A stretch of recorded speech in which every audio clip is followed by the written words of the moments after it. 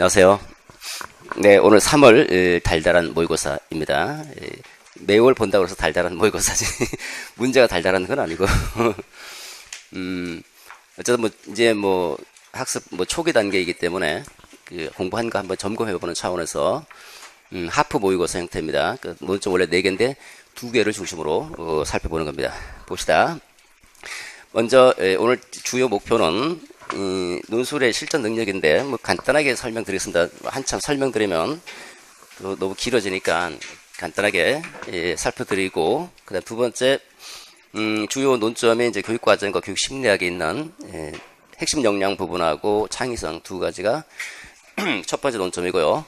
두 번째 논점은 교육 심리학 파트에 있는 지능이론, 스턴버그 지능이론 이렇게 두 가지로 되어 있고, 전체적으로는 2015 개정교육과정이 지향하는 창의융합형의 방향에 초점을 맞췄다라고 보시면 됩니다. 우리가 이제 학습자 역량, 예전에 이제 교사 역량을 강조하는 식으로 주제가 한번 출제가 됐죠. 이제는 학습자 역량을 중심으로 해서 출제될 때가 됐죠. 특히 2015 개정교육과정 자체가 역량을 중심으로 교육과정을 구성하는 역량중심 교육과정을 표방하고 있고, 주요 개념에 대한 이해를 강조하는 이해중심 교육과정을 표방하고 있기 때문에 역량 부분은 그래도 좀 알고 있어야 되지 않을까 싶습니다. 이런 이제 내용을 설명하면 또 장황하니까 이제 간단하게 간단한 형태로 설명드리도록 하고, 여러분들 공부한 부분을 조금 정리한다라고 생각하고 주요 개론적인 수준에서 한번 다뤄보도록 하겠습니다. 먼저 논술을 작성할 때는 처음에 논제부터 파악하죠. 문제가 뭔가, 문제부터 이제 본다. 논제는 논술의 문제죠. 문제부터 쭉 읽어보는데, 그리고 이제 나름대로 한 문장 형태로 전체 주제를 한번 잡아보는데, 주제문은 어차피 주제가 주어지니까 그 주제를 하나의 문장 형태로 바꿔주면 주제문이 만들어집니다. 그 다음에 간단하게 논점별로 개요를 짜겠죠. 그리고 서론부터 씁니다. 물론 개요 짤 때는 이제 본론부터 짜겠지만 공부 조금 하시면 이제 서론부터 짜게 될 겁니다. 어쨌든 이제 서론 쓰고 그다음 본론 쓰고 결론 쓰고 그다음에 한 5분 정도 남겨놓고 전체를 쭉 한번 반드시 수정해 보셔야 돼요. 자기도 모르게 실수합니다. 이렇게 수정하면 이제 전체 끝난다라고 볼 수 있겠죠. 하나씩 가보도록 하죠. 논제 파악입니다. 논제를 파악할 때 문제를 볼 때 우리가 좀 문제를 보시면 문제가 권주시 교육학이 문제가 아니고 그 밑에 문제 보시면 다음은 이렇게 돼 있잖아요. 그죠? 이게 지시문이라고 그럽니다. 지시문. 지시문을 읽고 그 다음에 제시문을 읽지 말고 바로 밑에 배점 기준표를 읽죠. 왜냐하면 점수 따라가야 되니까 어떤 것이 주요 논점인지 살피고 점수가 어떻게 배당됐는지 확인하고, 그리고 나서 제시문은 이제 들어오게 되겠죠. 제시문은 이제 논점이 4개니까 논점 4개별로 이제 이렇게 쭉 줄글로 되어 있으면 딱딱 끊어가면서 읽게 될 겁니다. 구조화해서 표로 만들어졌으면 어차피 이제 끊어져 있으니까 끊어서 읽을 필요 없지만 이렇게 줄글로 되어 있으면 딱딱 끊어가면서 읽죠. 읽을 때는 읽으면서 그 앞에 배점 기준표에 논점을 확인했잖아요. 그러면 논점별로 주요 내용들이 떠오르면 떠오른 대로 바로바로 옆에다 써놓으셔야 돼요. 나중에 또 떠올리려 하면 잘 안 떠오르죠. 그때 읽으면서 떠오르는 거 핵심 키워드가 있으면 키워드 중심으로 바로바로 써놓을 필요가 있고요. 그 다음에 하나씩 가보시면 지시문을 읽을 때는 주요 요구사항이 뭔지, 제약 조건이 뭔지, 왜 이런 문제를 출제했을까 한번 고려해보면서 읽는데, 일단 1페이지 여러분 그 문제 보시면 다음은 A중학교 초임 교사들의 대화 내용이다. 이건 뭐 별로 중요한 건 아니잖아요. 다음 대화 내용을 바탕으로 창의융합형 인재 양성이다. 이게 이제 주제다라고 돼 있고, 주제가 주어지고 이 주제를 중심으로 해서 서본결이 논리가 일관적으로 써야 된다라는 생각을 하시고 들어와야 되겠죠. 그 다음에 핵심 역량이니까 핵심 역량 뭐지? 이거 교육과정 영역이구나. 교육과정 영역에서 특히 2015 개정교육과정과 관련되는 부분이다라는 어느 정도 짐작하고 들어오겠죠. 두 번째, 지능이론, 이거 교육 심리학 영역이구나. 이렇게 이제 영역을 파악하면서, 지능이론, 어떤 것들이 있지? 이제 쭉, 뭔가 그려지겠죠, 그죠? 그려져야 됩니다. 그런 게 있다 하고, 그 다음에, 서본결 형식을 갖추라. 이렇게 돼 있고. 특별히 여기는 뭐 제한사항이 크게 없습니다. 제한사항이 있다면 하나가 있죠. 주제가 들어가 있다. 그러니까 주제 유의하면서, 쓰라 하는 거죠. 그 주제 속에 출제 의도가 들어가 있죠. 전체로 보면 창의융합형 인재를 학교에서 어떻게 길러낼 것인가, 여기에 초점을 맞춰서 논의를 해줘야 되겠다라고 볼 수 있고, 요게 서론과 본론과 결론에 다 녹아서 들어갈 수 있도록 써야 되겠다는 생각을 하고 들어가야 되겠죠. 그 다음에 이제 배점 기준표를 확인하겠죠. 배점 기준표는 크게 두 가지 영역으로 되어 있죠. 배점 기준표를 보시면 첫 번째 구성 요소, 이게 내용 영역입니다. 두 번째 구성 및 표현이죠. 논술을 어떻게 구성하고 어떻게 표현하는가. 이건 형식 영역이에요. 내용 영역과 형식 영역으로 크게 나누어서 내용 영역 15점 배당되고 보통 15점인데 16점이 배당될 때도 있어요. 가끔. 어쨌든 15점이고 그 다음에 밑에 구성 및 표현 형식 영역은 5점이 배당됩니다. 여기는 하프니까 8.5점 이렇게 배당한 겁니다. 두 개를 쓰는 거죠. 두 개. 자, 이렇게 두 영역을 확인한 다음에 배점 기준표를 확인하고 주요 논점을 이제 봐야 되겠죠. 논점이 본론이 4개 분단으로 아마 구성이 될 겁니다. 그러면 각각의 논점 몇 점이 배당되어 있고 어떤 것을 요구하고 있는지를 살펴보면서 배점을 분석해야 되겠죠. 첫 번째 보시면 이 교사가 주목하는 핵심 역량 한 가지. 핵심 역량 그러면 일단 창공의 의지심자 뭐 이거지 하면서 일단 들어오겠죠.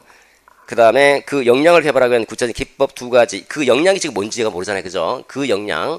그러니까 분명 역량이 하나가 있다라는 것이고 그 중에서 하나를 쓰고 나머지는 그 역량을 중심으로 해서 어떻게 개발할까. 개발 기법 두 가지니까 총 요구하고 있는 사항은 세 가지죠. 세 가지. 세 가지니까 3점인데 1점은 어디가 있느냐 이거죠. 원래 배점이 하나당 1점씩 들어가거든요. 그럼 나머지 1점 어디가 있는지 이제 여러분 생각을 해야 되겠죠. 그러면 이걸 내가 정확하게 이해하고 제일 중요한 거는 이해하고 충실하게 설명을 잘하고 있는가. 이게 1점이 들어갑니다. 그러니까 세 가지를 충실하게 설명 잘하면 1점. 하나라도 설명 못하면 없고. 그 채점자, 그 출제자 마음이에요. 세 개 중에 두 개라도 충실하게 설명하면 1점. 하나라도 설명 세 개 중에서 두 개라도 설명하면 1점. 그렇지 못하면 없다. 이렇게 할 수도 있고. 그러니까 어쨌든 잘 설명해 줘야 된다. 잘 설명. 그 다음 두 번째 배점 기준표에서는 김 교사의 견해에 나타난 지능이론. 또 마찬가지로 지능이론이 이제 쭉 떠올라야 되겠죠. 떠오르고, 지능이론 뭐가 있지 하면서. 그 다음에 그 지능의 구성 요소 세 가지 이렇게 됐죠. 이거는 네 가지잖아요, 지금. 그죠? 네 가지니까 각각 하나씩 1점씩 배당되어 있구나. 그래서 크게 무리 없습니다. 간단히 알고 있는 사실만 적셔주면 되겠다라는 거죠. 자, 그 다음 밑에 구성 및 표현해 보시면 논술의 구성 요소. 논술의 구성 요소 지금 몇 개입니까? 두 개잖아, 두 개. 보통은 네 개죠. 논술의 구성 요소가 지금 두 개죠. 첫 번째 논점, 두 번째 논점. 이거와, 그 다음 두 번째, 창의융합형, 인재, 양성, 이 주제죠. 이 둘을 연계해서 논리적으로 풀어내라라는 거잖아요. 그죠? 이게 지금 3점이 배당되어 있다. 그러니까, 구성 요소, 논점별로 뭐가 다 반영이 돼야 돼요. 주제가 다 반영이 될 수 있도록 해야지 3점을 다 가져갈 수 있다는 거죠. 그러니까 주제문을 꼭 써야 된다는 겁니다. 각 논점별로. 그 다음에 표현의 적절성은 아주 바보짓 않지 않은 이상 2점을 가져갑니다.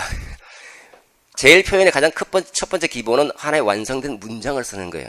완성된 문장을 쓰지 않은 분들도 종종 있습니다. 그리고 수정하다가 보면 수정하다가 또 자기도 모르게 완성된 문장을 쓰지 않을 경우도 있고 그렇죠. 완성된 문장이 제일 기본이에요. 띄어쓰기라는 거 그런 거 별로 중요하지 않아요. 이거는 칸이 없기 때문에 원고지 칸에 쓰면 초등이라든지 그 유치원 같은 경우는 원고지에 써요. 그건 들어갑니다. 전부 다. 띄어쓰기 몇 개 중에서 몇 개 틀리면 몇 개 이상 틀리면 몇 점씩 이렇게 각도록 돼 있어요. 여기는 아주 그러니까 문법적으로 볼 때 주술의 호응관계, 특히 이제 호응관계에서 조금 어긋난다든지 아니면 완성된 문장을 못 쓴다든지 또는 저 읽어봐도 무슨 말인지 모르겠다라든지 이런 경우 표현의 적절성이 어긋나는 부분이기 때문에 이런 경우 아니면 대부분은 이제 내가 쉽게 풀어서 설명해준다. 그리고 문장을 길게 쓰지 않고 간단하게 쓴다. 이런 정도의 취지만 가지고 들어가면 이걸 일단 갖고 가는 겁니다. 자, 그 다음에 마지막으로 이제 제시문을 읽어봐야 되겠죠. 쭉 읽으면서 이제 주요 논점들을 회상하고 떠올리고 이제 옆에 적어 놓고 이렇게 읽어 나갈 겁니다. 자, 주제문 작성합니다. 한 문장 정도로 작성하셨는데, 범위 자체가 지금 창의융합형 인재에 포인트를 맞추고 있으니까, 모든 논술의 문단 구성은 창의융합형 인재에다가 포인트를 맞춰서 쏘셔야 됩니다. 그 다음에 입장 정리할 게 뭐 있습니까? 주제, 창의융합형 인재니까, 한마디로 말하면 뭡니까? 여러분들의 주제는 창의융합형 인재를 잘 길러내자. 잘 길러내자. 이게 주제가 되는 거죠. 전체 글이 전부 다 창의융합형 인재를 잘 길러내자라는 데 포인트를 맞추고 이게 교육과정 영역에서는 어떻게 길러내야 되고 심리에서는 어떻게 길러내야 되고 평가가 나오면 평가에서는 어떤 식으로 측정해서 창의융합형 인재를 길러내야 될 것인지 학교 교육행정의 교육행정적 관점에서 어떻게 창의융합형 인재를 길러낼 수 있는지 각각을 다 그거와 연관지어서 설명해 주면서 하나하나씩 주제가 드러날 수 있도록 해주면 되는 거죠. 그리고 전체 하나의 주제는 창의융합형 인재를 양성하자. 양성하자. 그 다음에 왜 양성해야 될지 한번 생각해보면 창의융합 인재를 왜 길러내야 될까요? 왜 창의융합 인재를 길러내야 될까? 2015 개정교육과정 추구하는 비전이 두 가지겠죠. 창의융합 인재를 길러내자. 두 번째, 행복한 학습을 구현하자. 2015 개정교육까지 지향하는 비전. 이 두 가지 비전을 2015 개정교육까지 반영해서 쭉 쓰게 됐거든요. 혹시 2015 개정교육과정 잘 모르시면 이제 우리 온라인 박모가 온라인 제 사이트에 거기 이제 무료 강의가 있으니까 한번 읽어보시면 들어보시면 되겠죠. 그러니까 그런 두 가지 비전을 갖고 있죠. 그러면 미래의 핵심 창의융합형 인재라고 하는 것은 미래 사회가 요청하고 있는 거예요. 미래 사회가 요청하고 아이들이 앞으로 미래 사회에서 보다 잘 살도록 하려면 이런 인재를 키워내야 된다는 거죠. 또는 행복한 삶을 실현한다 이렇게 볼 수도 있겠고, 여러분 각자 마음대로 생각하시면 됩니다. 미래 사회에 보다 잘 적응하도록 하기 위해서는 창의융합 인재를 길러내자 이렇게 할 수도 있고, 다른 형태로 왜 길러내야 될까, 왜 이게 중요할까 한번 생각해보고 그걸 하나의 문장으로 완성하면 주제문이 되는 거죠. 주제어를 중심으로서 주어와 수어를 갖추면 이 주제문이 됩니다. 자, 그 다음에 개요를 간단하게 작성하겠죠. 개요는 이제 여러분 마음대로 작성할 수 있습니다. 간단한 키워드 중심으로 써도 되고 문장으로 써도 되고, 절충해서 완성된 문장은 아니지만 어느 정도 이제 수식어도 좀 써놓고 이렇게 할 수도 있고, 요거 이제 연습하면서 이제 가다듬어 나가게 될 겁니다. 어떤 것이 더 좋은지를 아마 이제 판단하게 될 거예요. 자, 그 다음에 서론 쓰겠죠. 서론 쓸 때는 도입 문장 먼저 써주시고, 그 다음에 뒷받침 문장. 이 도입 문장은 포괄적이죠. 일단 서론은 이렇게 역삼각형 형태를 이루게 됩니다. 전체 큰 주의를 환기하기 위한 전체 큰 추상적인 문장 하나 나오고, 그 다음에 왜 이 문장이 이 문장을 뒷받침할 수 있는 구체적인 문장, 상수를 하든지 부연 설명하든지 왜 얘가 중요한지 이유를 제시하든지 아니면 이와 관련된 예를 제시하든지, 요게 뒷받침 문장 쓰는 방법 딱 세 가지. 일반적으로 많이 쓰는 게 상술, 이유 제시, 예시에. 철수는 나에게 화를 냈다. 지난번에 내가 돈을 갚지 않아서 그런 것 같다. 지난번에 돈을 갚지 않았다. 이거는 뭐예요? 돈을 갚지 않은 이유, 화를 내는 이유로 설명하고 있잖아요. 그죠? 철수가 나에게 화를 냈다는 것이 전체 주제라고 한다면 그 이유가 뒤에 받쳐주고 있잖아. 이렇게 상수라든 이유 제시하든 예시 형태로 뒷받침 문장을 쓰게 되는데, 원래 이게 글쓰기 원칙이에요. 그 다음에 이게 조금 길어지면 이거 안 써도 되고, 쓰면 이제 주요 논점 몇 가지, 네 가지가 나오면 네 가지를 약간 변형시켜서 문제를 제기해 주면 됩니다. 크게 보면 논리적 메커니즘은 세 가지 이렇게 볼 수 있겠어요. 자, 그 다음에 두 번째는 본론 쓰기입니다. 서론 쓰기는 지금 여러분 어려울 수도 있어요, 물론. 근데 이거 1분도 안 걸려요. 한 1분 정도면 끝납니다. 그냥 서론 결론은 조금 연습이 필요하긴 해요. 사고의 틀만 잘 잡아놓으면 지금은 좀 어려울 수도 있는데 굉장히 쉬워요. 본론입니다. 본론은 이제 배점 기준표에 맞춰서 문단에 구성하고 분량 조절하겠죠. 그냥 한 6줄에서 8줄 정도 쓴다라고 생각하시면 될 겁니다. 그 다음에 이제 질문에 답을 해야 되죠. 문제가 이제 논점이 쭉 주어지면 그 논점을 질문 형태로 바꿉니다. 그러니까 핵심 역량 한 가지, 이렇게 배점 기준표에 보시면 이교사가 주목하는 핵심 역량 한 가지라고 하고 있으니까 답을 하면 이교사가 주목하는 핵심 역량은 A다. A는 뭐를 의미한다. 이렇게 쓰겠죠. 그죠? 그 질문 형태로 바꿔서 답변을 하려면 조금 쉽게 풀기가 됩니다. 물론 그렇게 안 해도 되는데, 어려운 사람은 질문 형태로 바꿔놓고 답을 해 나가겠다. 이렇게 보시면 되겠고, 그런 내용을 근거로 해서 이걸 논구로 해서 주장이 나와요. 주장은 주제가 되는 주제. 그러니까 여러 가지 그 논점의 핵심 역량 한 가지하고 기법 두 가지, 걔가 쭉 이렇게 나올 거 아니에요. 그죠? 그 다음 마지막 주제문이 뭡니까? 창의융합 인재. 얘가 주장이 되고 얘가 근거가 되는 거예요. 이게 뒤로 나오니까 미괄식이죠. 얘가 앞으로 갈 수도 있어요. 두 괄식. 양쪽에 배치해버리면 양괄식. 양괄식을 쓰든, 잘 안 되면 양괄식으로 쓰는 게 좋아요. 양괄식을 쓰든, 미괄식을 쓰든, 두 괄식으로 쓰든, 아무거나 상관없습니다. 일반적으로 이제 조금, 주요 논점을 먼저 봐야 되니까 논점 중심으로 하고 이제 뒤로 빼는 미괄식 형태가 조금 보기 좋습니다. 아니면 양괄식 형태로 하는 것이 안정적이라고 볼 수 있겠죠. 두 번 얘기해 주니까. 그래서 요거 주제와 연계해서 쓰는 것도 이제 점수가 들어가니까. 그 다음에 문장력, 표현력을 유의하면서 이제 이 서술 방식도 있는데 이거 좀 복잡해요. 요거는 논점에 맞는 서술 방식. 논증을 요구하고 있는지 뭐 설명을 요구하고 있는지에 따라서 이제 서술 방식이 다른데 일단 아는 것은 편하게 풀어 쓴다고 생각하시고요. 자, 본론이 끝나면 이제 결론 쓰죠. 결론은 아까 우리가 생각했던 전체 주제가 있잖아요. 전체 주제를 한 문장으로 찍어주고 나머지 논점 4가지를 간단하게 정리해주고 그 다음에 발전적 의견 뭐 할 것이다 라는 건데 조금 안 써도 돼요. 그냥 전체 주제 쓰고 그 다음에 주요 논점들 간단하게 정리하고 끝나는 겁니다. 그러니까 결론 쓰기 되게 쉬워. 서론을 써놓으면 서론을 약간 변형하면 결론이 돼요. 그냥 이제 나중에 차차 여러분 연습하시면서 아마 서론 결론이 정말 쉽구나라는 것을 알 수 있을 겁니다. 자, 그다음에 수정하죠.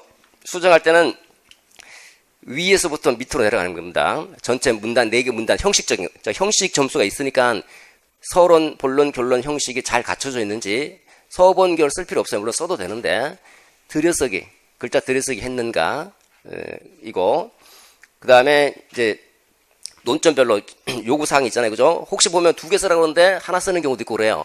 2개 썼는지 하나 썼는지 잘 확인해보고 그 다음에 주제문이 들어가 있는지부터 확인해. 주제문 들어가 있는지 크게 보고 그 다음에 세부적으로 들어가서 혹시 내용에서 설명에서 조금 잘못된 점은 없는지 뭐 오타는 없는지 이런 거 이제 확인하는 식으로 상위 수준에서 하위 수준으로 수정해. 수정의 원칙이에요. 원칙. 글쓰기 원칙. 자, 그 다음에 이제 한번 실제로 보도록 하겠습니다. 자, 지시문부터 보죠. 다음에 A중학교 초임교사 대화이고 창의융합의 인재라고 하는 것이 이제 주제죠. 이제 양성. 그다음 핵심 역량과 지능 이론에 대한 내용을 구성 요소로 해서 2가지를 본론의 논점으로 삼고 서본글 형식을 갖춰서 논하라 이렇게 됐죠. 그다음 배점 기준표 확인해 보시면 이 교사가 첫 번째 논점, 이 교사가 주목한 핵심 역량 1가지 그리고 역량 찾아야 되겠죠. 이제 제시문 볼 때 핵심 역량이 뭘까? 자, 핵심 역량을 미리 생각해 보면 이제 2015 개정교육과정과 관련해서 생각할 수 있는 게 이제 창공의 의지심자죠. 2015 개정교육과정은 창의융합형 인재 양성을 비전으로 내세우고 있습니다. 그 다음에 학습량을 적정화시켜서 주요 개념과 원리를 중심으로 해서 이해를 강조하는 교육을 하겠다. 이를 통해서 행복한 교육을 구하겠다. 그래서 행복한 학습, 배움 중심의 교육과정이고 그리고 이해 중심의 교육과정을 표방하고 있습니다. 거기서 크게 보면 이제 인간상이 있죠. 2015 개정교육과정이 지향하는 인간상은 교도의 인간상이라는 거죠. 자주적인 사람, 창의적인 사람, 교양 있는 사람, 더불어 사는 사람이라는 인간상을 제시하고 이 인간상 위에 뭐 있습니까? 홍익 인간이라는 인간이 또 다른 인간이 있죠. 그죠? 홍익 인간이라는 교육 이념이 있고 그 이념 밑에 이제 인간상 2015 개정교육과정 자창 교대 인간상을 추구하고 이 인간상 밑에는 또 이제 뭐가 있냐면 인재상이라고 하는 것이 있죠. 인재상이 지금처럼 창의융합형 인재를 표방하고 있다는 거예요. 그 창의융합형 인재는 얘가 한 사람 이렇게 구현된 거예요. 자창 교도가 이렇게 창의융합형 인재로 구현되어 있고 창의융합형 인재는 창의적인 측면과 융합적인 측면을 다 갖춘 인간을 얘기하는 거죠.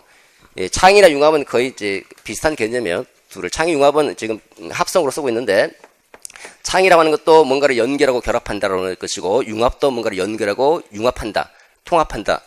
둘 다 비슷한 개념을 쓰고 있고 이거를 통해서 뭔가를 새로운 것을 창출할 수 있는 사람, 새로운 것을 창출할 수 있는 사람을 창의융합형 인재라고 그럽니다.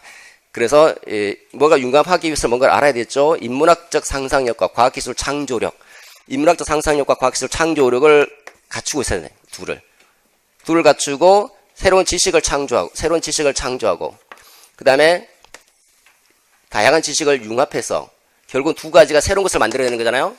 새로운 가치를 창출할 수 있는 인간, 이 인간을 창의융합형 인재다 이렇게 얘기를 합니다. 그래서 이렇게 보면 이제 우리 교육과정에서도 이렇게 융합적인 측면을 강조하기 있기 때문에 교육과정의 재구성이 매우 중요할 수 있죠. 특히 교육과정 재구성 중에서도 통합형, 어떻게 통합해서 가르칠 것인가라는 부분. 그 다음에 현재 2015 개정교육과정에서 분과 형태로 교육과정이 구성되어 있더라도 선생님이 그걸 다시 어떻게 실행할 것인가라는 실행의 관점. 새롭게 내가 재구성해서 상호 적응의 관점에서 실행할 것인지, 아니면 새로운 교육 과정을 생성할 것인지, 생성 관점이라든지, 그 다음에 그대로 충실하게 따를 것인가, 충실도 관점, 상호 적응 관점, 생성 관점, 그런 것들도 이제 중요한 교육 과정 그 논점 중에 하나이고, 또 통합형, 이거 다학문적으로 통합할 것인지, 가학문적으로 통합할 것인지, 또 뭐죠? 탈학문적으로 통합할 것인지, 그런 것들도 매우 중요한 논점 중에 하나이죠. 자, 이런 창의융합형 인재는 뭘 할 수 있어야 되냐면 역량을 갖출 수 있어요. 역량이라고 하는 것은 무언가를 할 수 있는 능력을 말하는 것이죠. 무언가를 할 수 있는 능력. 뭐를 할 수 있어야 되는가? 창공의 의지를 심을 수 있어야 된다는 거죠. 창공의 의지, 심자. 창의적인 사고 역량이 있어야 되고, 창의적으로 사고할 수 있는 힘을 갖고 있어야, 능력을 갖고 있어야 되고, 그다음 공동체의 역량을 갖고, 그다음에 의사소통 역량, 지식 정보 처리 역량, 지식 정보 처리 역량, 심리적 감성 역량, 자기관리 역량, 이런 걸 갖고 있어야 된다는 거죠. 자, 이 중에서 특히 이제 창의적 측면을 강조할 때 볼 때, 창의적 사고 역량은 자창 교우다 인간상에서 창의적인 사람하고 밀접하게 관련돼 있죠, 그죠? 밀접하게 관련돼 있고, 유에는 또 창의융합형하고도 밀접하게 관련돼 있어요. 물론 창의융합형 이제는 이걸 다 할 수 있는 사람이 전부 다 자기도 관리하고, 심리적인 감성 역량도 갖추고, 지식과 정보를 처리할 수 있어야 되고, 이런 역량들을 다 갖추고 있는 사람을 창의융합형 인재다, 이런 식으로 구현되어 있고, 요 역량 중심으로 교과 속에서 다시 구체가 되죠. 이 총론에서는 이걸 핵심 역량으로 6가지를 표방하고 있고, 얘가 교과에서 구체화된 이런 일반 역량이면 교과 특수 역량으로서 교과 역량을 각 교과별로 강조를 하고 있어요. 그래서 전체적으로 역량을 중심으로 운영되고 있으니까 역량 중심 교육 과정이다. 역량 중심 교육 과정이라는 것은 역량을 중심으로 교육 과정을 구성한다. 역량 중심으로. 자, 요게 이제 요거죠. 그럼 여기서는 한 가지니까, 이 중에 뭔가 하나가 있을 수 있겠다라고 생각을 해볼 수 있겠죠. 그 다음 두 번째, 이 역량을 개발하면 구체적 개발 기법. 뭔지를 잘 모르겠으니까 일단 넘어가 보도록 하고, 두 번째, 지능이론이잖아요. 지능이론 그러면 우리가 떠오르는 게 두 가지잖아요. 전통적인 측면에서 제기되고 있는 지능이론, 그 다음에 새로운, 최근의 지능이론, 두 가지 지능이론 있죠. 전통적인 지능이론은 지능이 하나야, 단일 능력이다. 하나의 능력으로 돼 있다라는 스피어만의 지능이론, 아니야, 하나의 능력이 아니고 몇 가지 요인으로 돼 있어. 라는 요인설을 주장하는 서스턴, 길포드. 얘는 뭐 7개의 요인으로 돼 있어. 기본 정신 능력 7요인. 얘는 180개의 복합 요인으로 돼 있어. 이런 여러 가지 다요인설을 주장하죠. 그 다음에 일반 요인설과 특수 요인 중에서 일반 요인설은 뭐 유동성 지능, 결정성 지능으로 돼 있다고 하는 게 칵테일. 요런 사람도 여기 배치가 돼 있고, 그 다음에 새로운 진행이론은 이제 요인선은 끝나고, 요인이 아니야. 이제는 영역이 달라, 영역이. 그 영역별로 지능을 주장하는 사람이 대표적인 게 가드너, 그 다음에 스턴버그죠. 기타, 최근에 말한 감성지능이론. 그럼 이 중에서 이제 나오겠죠. 이 중에 뭔지는 모르겠지만 아마 이 중에 있을 거라는 겁니다. 요 중에서 이제 찾으러 들어가야 되겠죠. 제시문을 읽으면서. 그 다음에 구성요소 3가지라고 되어 있죠. 보도록 하겠습니다. 제시문 보도록 하죠. 자, 제시문 읽을 때 거기 논점 2가지, 지금 논점 2개니까 2가지를 잘 고려하면서 봐야 되겠죠. 이 교사를 보시면 문제는 그렇게 어렵지 않아, 이거. 쉬운 문제입니다. 왜 아마 이제 적용이 잘 안 되는 분들은 아마 연습을 잘 못해서 그럴 수도 있고, 두 번째는 이제 이해가 아직 좀 정교화가 좀 덜 돼서 그럴 수도 있는 거죠. 뭐 연습 단계니까 뭐 크게 신경 안 쓰셔도 될 겁니다. 자, 2015 개정교육 과정이 적용되고 있는데 인간상이 이제 인간상을 어떻게 구현할 것인가 해서 중요한 과제다라고 생각하고 있죠. 그 중에서도 특히 주목을 끄는 게 기초 능력의 바탕 위에 다양한 발상과 도전으로 새로운 것을 창출할 수 있는 사람. 뭔지는 모르겠지만 뭔가 새로운 걸 창출한다는 자체에서 뭔가 창의성의 냄새가 풍기잖아요. 그죠? 이런 인간상은 뭡니까? 이 창의적인 사람이에요. 창의적인 사람. 자주적인 사람, 창의적인 사람, 교양 있는 사람, 더불어 사람 중에서 창의적인 사람을 지금 여기서 자기가 관심을 기울이게 되는 것은 창의적인 사람이다라는 것이고, 이 인간상은 창의적인 사람이죠. 얘를 구현하기 위해서 우리 교육과정은 학교 교육과정 전 과정을 통해서 중점적으로 길러가자는 핵심 역량을 제시하고 있는데, 저는 이런 핵심 역량을 어떤 방법으로 구성해 나가야 될지 모르겠다. 자, 여기서는 창의적인 측면을 강조하고 있으니까 창의적 측면과 관련되는 핵심 역량을 찾으라는 거잖아요. 그죠? 그리고 창공 의지심자 딱 끄집어내놓고 창의적 사고 역량밖에 없잖아요. 그죠? 그리고 지금 창의적 사고 역량이다. 첫 번째 역량은 창의적 사고 역량이 나오면 얘가 뭔지를 간단하게 풀어주면 되는 거죠. 창의적 사고 역량이 뭡니까? 아무것도 모르는 상태에서 창의성이 안 나와요. 많은 지식을 갖고 있어야 돼요. 많은 지식을. 아까 창의 융합이 뭡니까? 서로 연결해서 뭔가를 만들어내는 거예요. 연결하고 융합해서. 그러니까 폭넓은 기초 지식, 폭넓은 지식을 갖고 있어야 돼요. 지식을 갖고 있고 그 지식과 자신의 경험을 잘 융합해서 새로운 무언가를 만들어낼 수 있는 것. 이게 바로 창의적인 사고 역량이다라는 그런 의미로 써주시면 되죠. 그 다음에 이렇게 나오면 여기다 옆에다 이렇게 쭉 써놓고 창이다. 창의적 사고 역량 이렇게 쓰겠죠. 그죠? 그 다음에 또 두 번째 논점이 뭡니까? 요거 개발할 수 있는 개발 기법이잖아요. 그죠? 창의적 사고를 개발할 수 있는 개발 기법 많잖아요. 그죠? 그 중에서 2개 쓰라 했으니까 아무거나 2개 갖고 오면 되겠죠. 그죠? 예. 뭐 대표적인 게 뭐가 있죠? 브레인스토밍. 예, 브레인스토밍. 또 시네틱스, 육색 사고 모자. 예? PMI 기법. 뭐 스캠프. 체크리스트법 많이 알고 계시네. 그 중에서 아무거나 골라서 2개. 굉장히 폭넓게 나왔죠. 창의성 부분 아직 시험에 출제가 안 됐거든요. 좀 크게 나올 수도 있어요. 자, 그 다음에 두 번째, 이런 창의 융합형 인재는 여러 가지 역량, 지금 여러 가지 역량을 갖춘 사람이죠. 이런 인재라고 볼 수 있는데, 이런 인재야말로 사회문화적 환경에 잘 적응하면서 성공적인 삶을 살 수 있다. 지금 우리가 김교사의 약간 문제가 김교사의 그 견해에 나타난 지능 이론이잖아요. 그죠? 여기 지능 이론을 관점에서 본다면 뭔가 사회에서 성공적인 삶을 산다라고 하는 거는 얘 아니면 얘예요. 가든 아니면 스턴버거. 그죠? 얘는 아닌 거죠, 지금. 그래서 보시면 이제 본격적으로 들어오죠.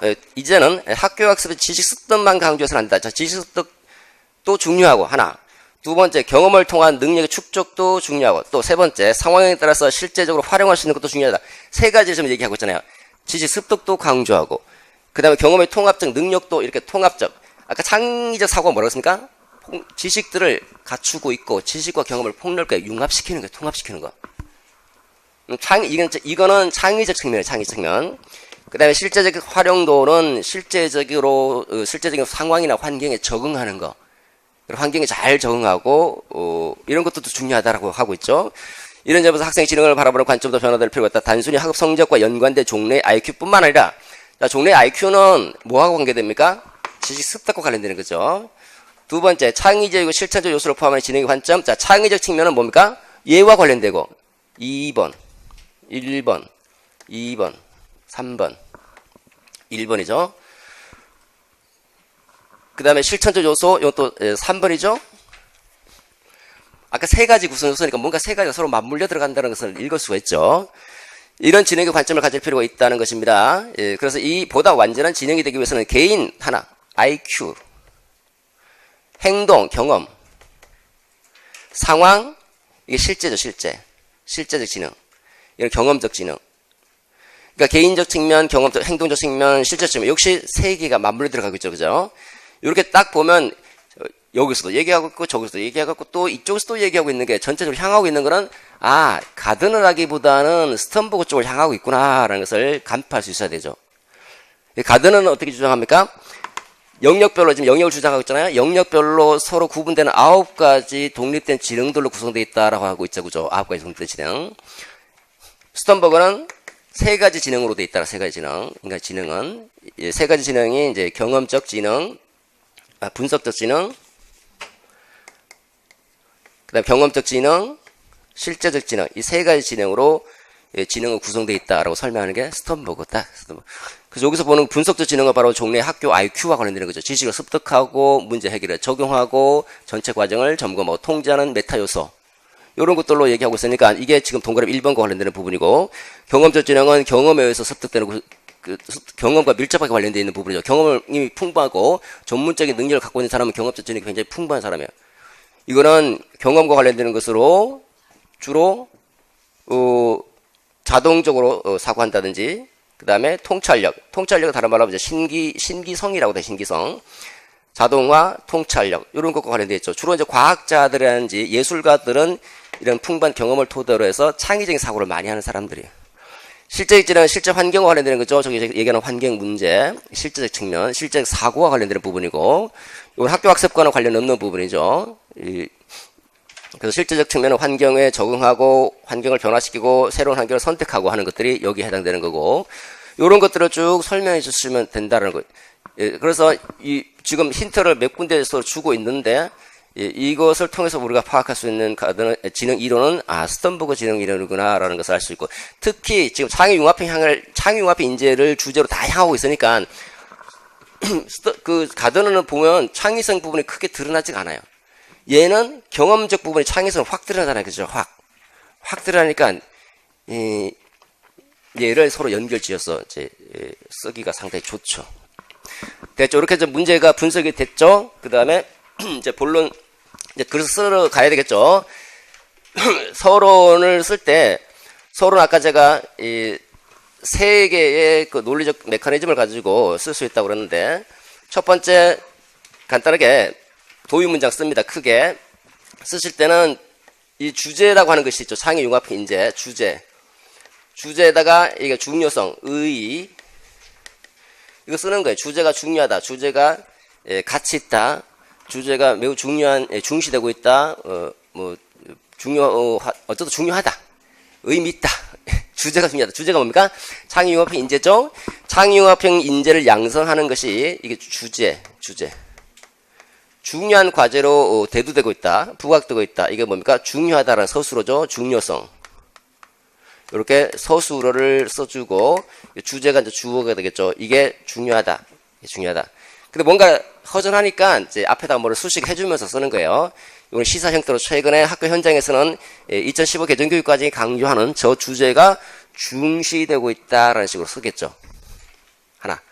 그 다음에 요와 관련된 논점이 밑에가 있으니까 논점이 두 개잖아요. 핵심 역량을 길러내고, 그 다음에 두 번째는 지능도 개발하자, 지능도 발달시키자 이렇게 하고 있으니까 두 가지를 구체로 써주는 거죠. 그래서 핵심 역량과 지능을 개발하자. 요 나머지는 수식을 적절하게 수식해주면서 미래 사회가 요청하는 선생님의 이제 교사는 미래 사회가 요청하는 첫 번째 이거, 두 번째 이거를 개발시켜서 새로운 사회 성공적 삶을 할 수 있도록 조력해야 될 것이다. 그다음에 마지막 요게 이제 뒷받침 문장입니다. 그 다음에 문제를 약간 변형시켜서 제시문의 대화 내용을 토대로 첫 번째, 두 번째 검토하면서 주제 논하겠다. 이렇게. 요건 사실 형식적인 서론을 하는데 이건 형식적 서론 쓴다고 해서 점수 안 깎여요.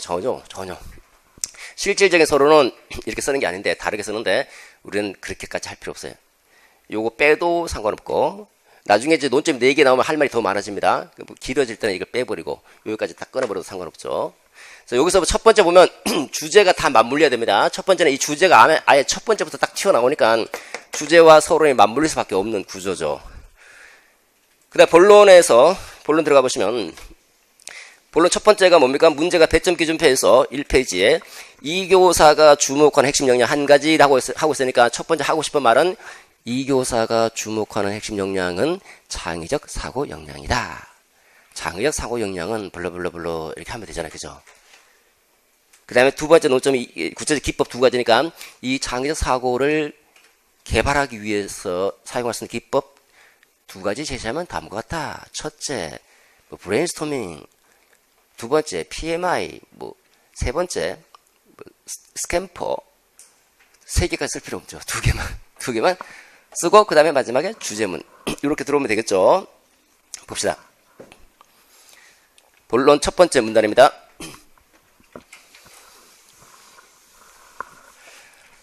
자, 여기서부터가 이제 답변이죠. 이 교사가 주목하는 핵심 역량은 창의적 사고 역량이다. 하나 끝났죠? 그 다음에 요거 개념 설명해 주죠. 창의적 사고 역량이라 꼭 이렇게 안 써도 돼요. 비슷하게 의미만 드러나면 되는 거죠.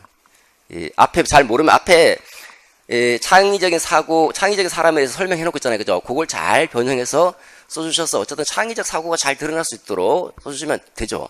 완벽하게 쓰면 훨씬 좋지만 완벽하게 못 써도 그런 정도로 기초 지식을 바탕으로 이게 지식과 경험을 융합적으로 활용해서 새로운 거를 창출할 수 있는 사고 역량. 자, 여기까지 끝났죠? 하나가 1점 딴 거예요. 이렇게 1점. 그 다음 두 번째, 이 역량을 개발하는 기법 두 가지 쓰라고 했으니까 첫째, 여기서 이제 브레인스토밍을 제시했는데 아무거나 써도 됩니다. 두 번째가 시네틱스 이렇게 두 가지 제시했죠. 그 다음에 이처럼 여기서 끊죠. 여기 끊어보면 브레인스토밍은 이제 브레인스토밍 뭔지를 간단히 설명해 줘야 되겠죠. 자유롭게 사고하는 겁니다. 집단을 구성해서 자유롭게 사고하면서 창의적인 그 생각을 창출할 수 있도록 하는 기법. 여기는 요 정도 개념 정리하고 조금 더 구체적으로 한 번 더 들어가면 보통만 2문장, 3문장 정도 쓸 수 있으니까 더 들어가게 되면 그 원리가 있죠, 원리. 자양비결. 자유분방함. 두 번째, 양산. 세 번째, 비판금지. 그 다음에 결합과 개선.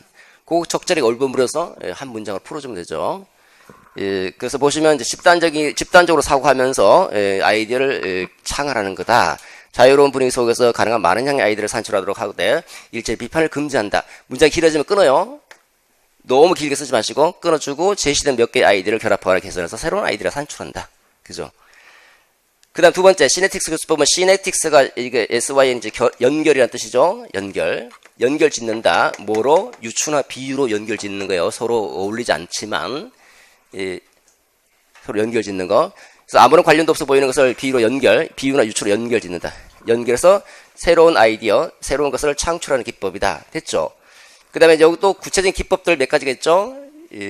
직접 대상환, 직접 유추, 대인 유추, 그 다음에 상징적 유추, 환상적 유추 다 써도 되고 적정히 한두 개 정도 써주시면 되죠. 그죠?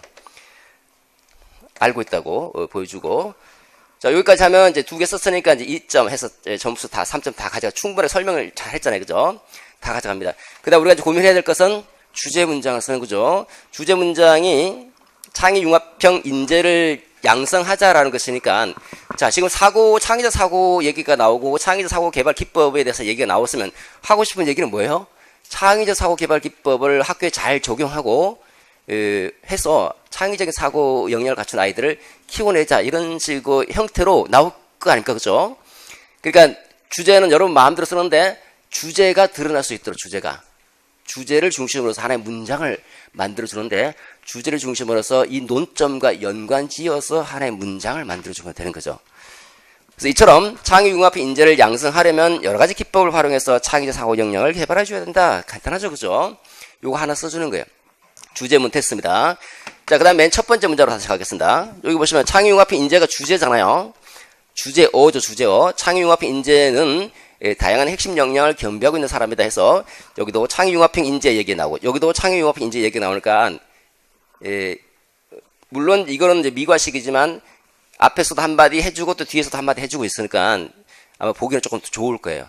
요거 앞에는 안 써도 되는데 요 도입 문장에서 간단히 한 문장 쓰고 들어오는 게 훨씬 더 좋습니다. 훨씬.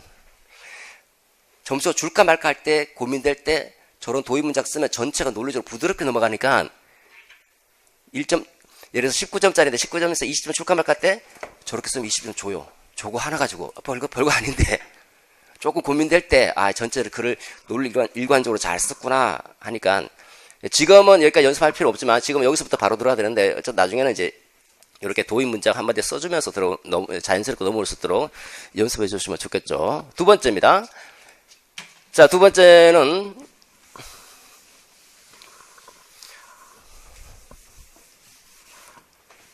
자, 여기서부터죠. 김교사의 견해에 나타난 문제가 견해에 나타난 지능 이론, 그 다음에 구성 요소 3가지 이렇게 되어 있으니까 말 그대로 스턴버그다라고.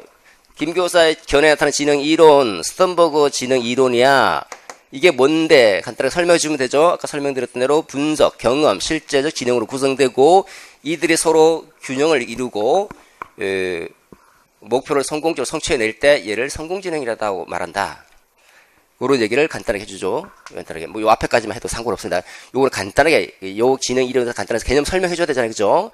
개념 설명. 여기가 1점이니까, 1점 개념 설명하고, 그 다음에, 요게 그 구성 요소가 뭐냐 물어보고 있으니까, 분석적 지능과 관련되는 부분, 그 다음에 두 번째, 실제적 지능이 뭔지, 그 다음에 세 번째, 경험적 지능이 뭔지, 요거 간단하게 설명해주고, 그 다음에 여기서부터 다시 주제문, 이렇게 넘어오죠.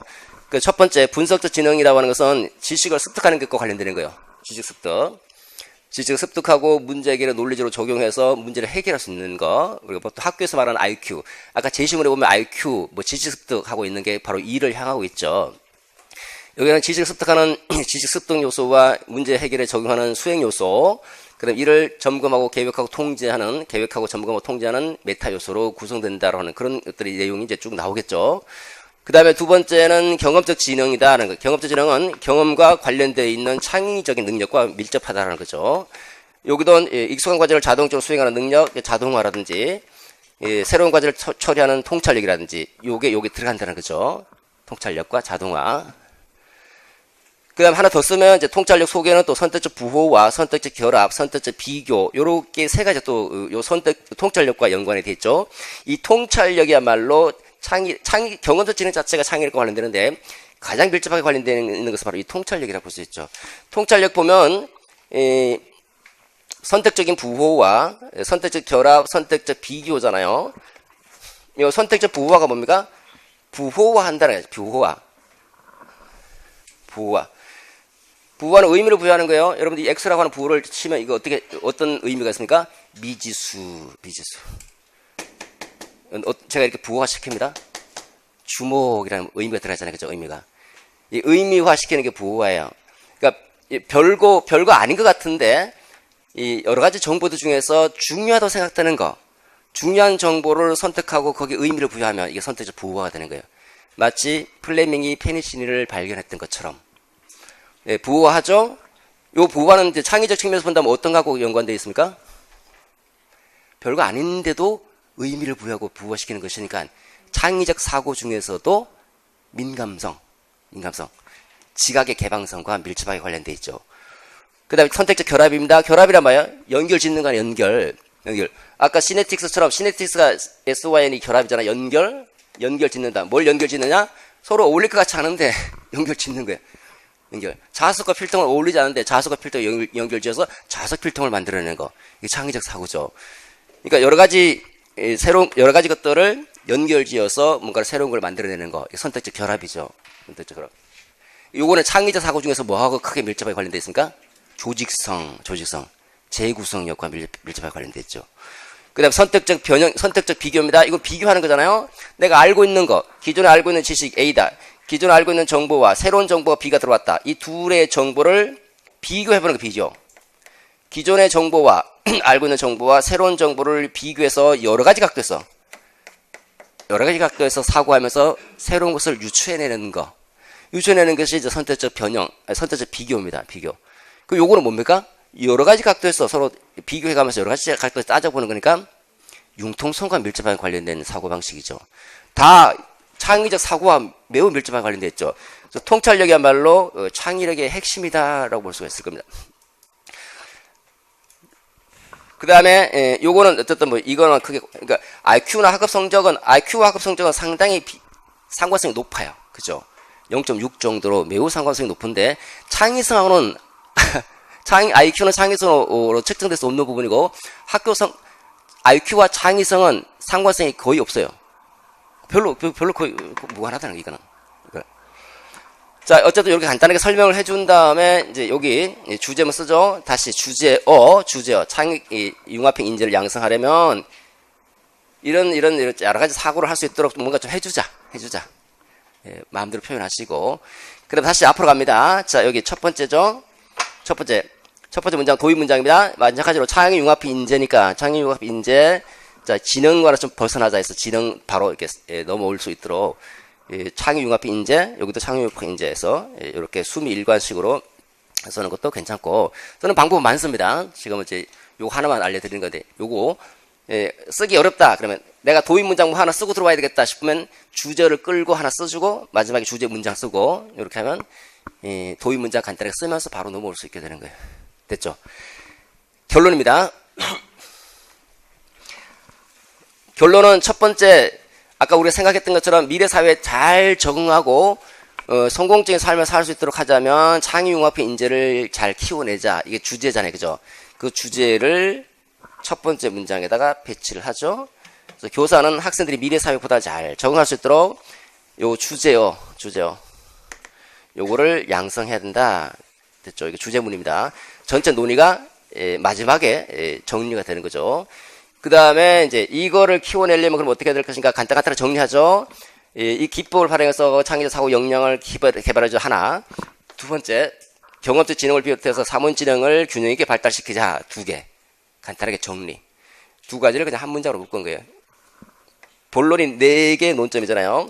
4개 논점은 정리할 때 2개에서 한 3개 문장 정도로 비슷한 거는 서로 묶었어. 얘는 약간 비슷하니까 하나의 문장으로 묶은 거잖아요.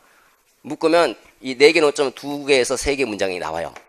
그 다음에 첫 번째 요거 주제 문장 다시 주제문 써주시고, 그러면 요거 한 문장 해서 보면 결론 문장 3문장에서 한 4문장 정도 또는 5문장까지도 갈 수도 있고요. 요렇게 끝나요. 그냥 끝.